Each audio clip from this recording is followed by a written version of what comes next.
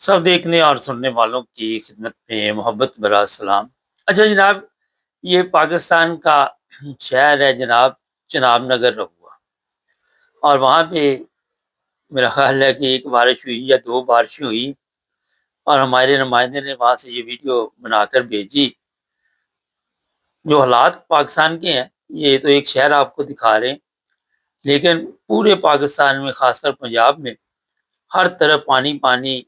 ایک بارش ہو یا دو بارش ہو، ایشو یہ نہیں ہے، نکاسی کا کوئی انتظام نہیں، اور کئی لوگوں کا بزنس تباہ ہو گیا۔ کئی شہروں سے ہمارے پاس یہ بھی اطلاع ہے کہ دکانوں میں، گھروں میں، ہر جگہ پہ پانی جو ہے وہ پہنچ گیا۔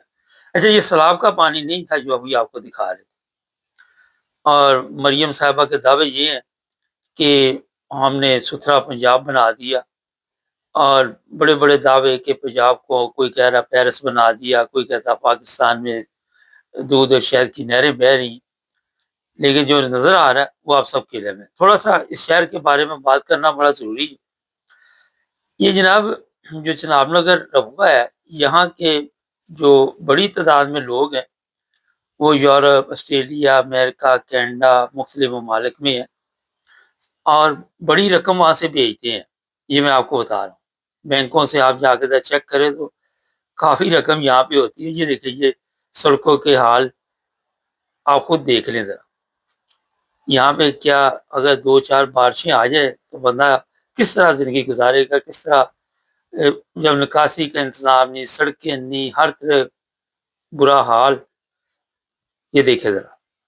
اچھا، لوگ بڑی تعداد میں باہر اور پیسے یہاں پہ بھیجتے ہیں، اور جب وہ پاکستان جاتے ہیں تو ان سے پوچھا جاتا ہے کہ جناب کیا حالات ہے، تو وہ کہتے ہیں جناب گورنمنٹ کوئی پیسہ رہوا شہر کے اوپر خرچ نہیں کر رہی، اور اگر کر بھی رہی ہے تو وہ ایسے ہی ہے کہ اگر کوئی چیز بناتے ہیں تو ٹکتی نہیں ہے، کیونکہ ہر جگہ پہ تو چور بازاری ہوتی ہے، اپنی مرضی کے ٹھیکیدار ہوتے ہیں، کوئی کام نہیں وہاں پہ ہو رہا۔ یہ افسوسناک بات ہے۔ اگر آپ وہاں پہ اتنی بڑی تعداد میں جو لوگ باہر ہیں پیسے بھیجتے ہیں، تو وہاں جا کر جب آپ تکلیف دیکھتے ہیں تو افسوس ہوتا ہے، دکھ ہوتا ہے۔ اور یہ بھی جو ہمارا نمائندہ گیا ہوا ہے، یہ یورپ سے گیا ہوا، اور اس نے کہا کہ جناب یہ حال ہے یہاں پہ رہوا شہر کا۔ اور یہ دیکھے ذرا، خود اندازہ لگائے کہ کیسے یہاں پہ آپ زندہ رہ سکتے ہیں۔ ابھی تو پارٹی شروع ہوئی ہے، چند دن تک اور بھی بارشیں ہوں گی، اور بھی وہاں پہ سب کے علم میں کہ اس طرح کے حالات ہو جائیں گے۔